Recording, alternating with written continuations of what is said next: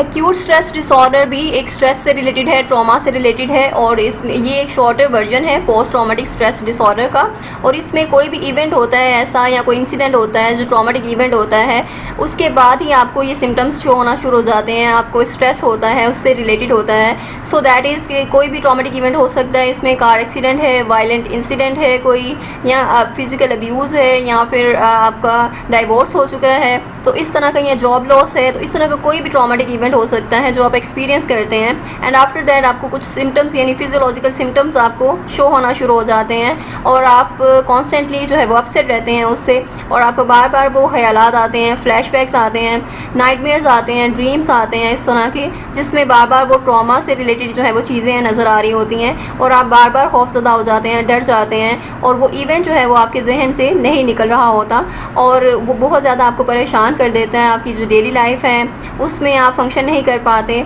आप कोई भी काम अच्छे तरीके से नहीं कर पाते, और बाकी की जो सारी फंक्शनिंग है वो भी डिस्टर्ब हो रही होती है। सो ये जो है वो एक शॉर्टर वर्जन है पीटीएसडी का, और पीटीएसडी के ही सारे सिम्टम्स जो हैं इसके सेम ही सिमिलर ही होते हैं। इनमें जस्ट ड्यूरेशन का डिफरेंस होता है। एक्यूट स्ट्रेस डिसऑर्डर में ड्यूरेशन कम होती है, पीटीएसडी की ड्यूरेशन जो है वो ज़्यादा होती है। एंड इसको डायग्नोस करने के लिए DSM-5 का यूज़ किया जाता है, उस क्राइटेरिया को फुलफ़िल करना होता है। अगर वो फुलफ़िल करता है, and after that we suggest the treatment, और ट्रीटमेंट में कुछ मेडिकेशंस और थेरेपीज़ होती हैं,